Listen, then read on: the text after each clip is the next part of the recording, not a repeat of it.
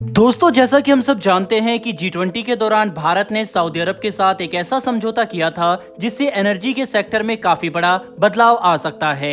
हैरानी की बात तो यह है कि जो देश दुनिया भर को ऊंची कीमतों पर क्रूड ऑयल देकर अपना खर्चा चलाता है, आज वही रिन्यूएबल एनर्जी और ग्रीन हाइड्रोजन जैसे ऊर्जा स्रोत को समर्थन देने की बात करते दिखाई पड़ रहे हैं, जिसके लिए भारत और सऊदी अरब एक बड़ी परियोजना पर काम करने वाले हैं। और अब इसी में शामिल होने के लिए एक और खाड़ी देश ने अपना इंटरेस्ट दिखाया है। दरअसल दोस्तों, हम बात कर रहे हैं संयुक्त अरब अमीरात मतलब UAE के बारे में, जिस पर बात करते हुए हाल ही में भारत के केंद्र ऊर्जा मंत्री श्री RK सिंह ने बयान देते हुए इस बात की जानकारी दी कि सऊदी अरब के बाद अब संयुक्त अरब अमीरात भी भारत के साथ बनाए जाने वाले एनर्जी ग्रिड का हिस्सा बनना चाहता है। दोस्तों, G20 के दौरान सऊदी अरब के साथ भारत ने काफी सारे समझौते किए थे, जिसमें एक मेमोरेंडम ऑफ अंडरस्टैंडिंग एक काफी बड़ी परियोजना को लेकर भी किया गया था, जिसके तहत भारत समुद्र के जरिए केबल बिछाएगा, वह भी सीधे सऊदी अरब तक, और इनके इस्तेमाल से दोनों देश ऊर्जा का आदान प्रदान कर सकेंगे। बता दें कि खाड़ी देशों को इस वक्त रिन्यूएबल एनर्जी में इंटरेस्ट दिखाई दे रहा है, क्योंकि क्रूड ऑयल हमेशा के लिए नहीं टिकने वाला।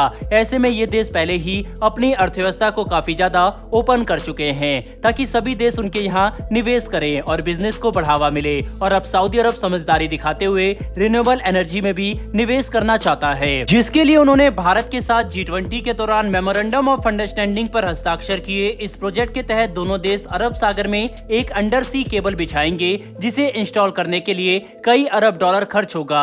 ये प्रोजेक्ट इतना बड़ा और जटिल होने वाला है कि इसके लिए दोनों देशों के टॉप इंजीनियर और साइंटिस्ट को साथ मिलकर काम करना पड़ेगा, क्योंकि समुद्र के अंदर किसी भी तरह का इंफ्रास्ट्रक्चर विकसित करना काफी मुश्किल होता है, जिसे भारत और सऊदी दोनों समझते हैं। ऐसे में अगर UAE भी इस प्रोजेक्ट से जुड़ता है तो न सिर्फ प्रोजेक्ट की फंडिंग में आसानी होगी, बल्कि इसे बनाए जाने वाले एनर्जी ग्रिड की ताकत में भी बढ़ोतरी देखी जा सकेगी। केंद्रीय मंत्री RK सिंह ने आगे बात करते हुए ये बात भी बताई कि हम जो एनर्जी ग्रिड बनाने वाले हैं, इससे सिर्फ सऊदी, भारत और UAE तक ही कनेक्शन स्थापित नहीं होगा, बल्कि आगे जाकर यूरोप, पश्चिम एशिया के साथ अपने ऊर्जा ग्रिड को जोड़ने वाला है, जिससे भारत यूरोप तक अपनी पहुंच बना सकेगा। इसका मतलब यह है कि रिन्यूएबल एनर्जी को लेकर आगे मार्केट बहुत ही विशाल होने वाला है, जिसमें भारत की हिस्सेदारी सबसे बड़ी हो सकती है।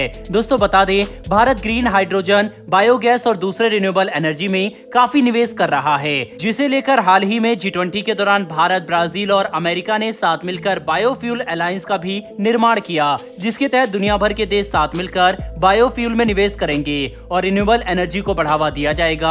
ऐसे में सऊदी के साथ होने वाला ये नया under sea cable energy grid link project सभी प्रोजेक्ट का एक फ्लैगशिप बनकर सामने आएगी, जिसमें अगर UAE जुड़ता है तो ये भारत के लिए काफी अच्छी बात होगी। सबसे बड़ी बात तो यह है कि सऊदी अरब के साथ ये प्रोजेक्ट एक ऐसे समय पर हो रहा है जब दोनों देश साथ मिलकर एक नए इकोनॉमिक कॉरिडोर को बनाने के लिए भी सहमति बना चुके हैं, जिसका UAE भी हिस्सा होने वाला है।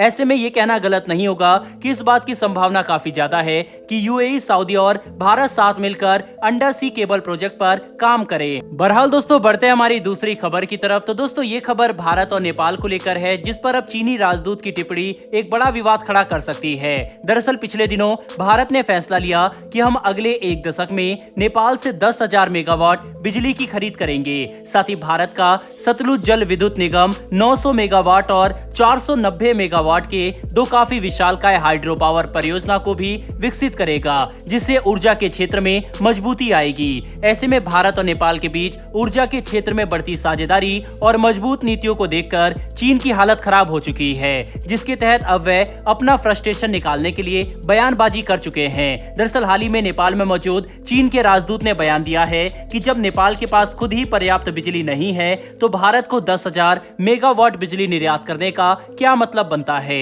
उन्होंने ये तक कह दिया कि भारत की नीतियां नेपाल के लिए ना तो सही है और ना ही फायदेमंद। अब यहाँ पर हमें ये बात साफ तौर पर समझ में आती है कि नेपाल को लेकर चीन भारत की नीतियों से कितना नाखुश है, और हो भी क्यों ना, क्योंकि चीन काफी कोशिश कर रहा है कि नेपाल भारत को छोड़कर पूरी तरह से चीन की शरण में आ जाए। लेकिन फिर भी भारत और नेपाल के बीच के संबंध इतने मजबूत है कि आम लोग ही अपनी सरकार पर दबाव बनाना शुरू कर देते हैं कि उन्हें चीन के साथ ज्यादा फ्रेंडली नहीं होना चाहिए। हालांकि भारत और नेपाल के बीच ऊर्जा समेत अर्थव्यवस्था के क्षेत्र में बढ़ती साझेदारी दुनिया के लिए एक मिसाल भी है कि कैसे ओपन बॉर्डर से नेपाल के लोगों को फायदा होता है। बहरहाल दोस्तों, इस वीडियो में इतना ही। इन दोनों ही विषय के ऊपर आपकी क्या राय है, कमेंट बॉक्स में लिखकर जरूर बताइएगा। साथ ही हमारी आने वाली डेली वर्ल्ड अफेयर्स और डिफेंस से जुड़ी इस तरह की वीडियो के लिए चैनल को सब्सक्राइब कर बेल नोटिफिकेशन अवश्य दबा लें। फिर मिलेंगे ऐसी एक नई वीडियो के साथ। धन्यवाद। जय हिंद।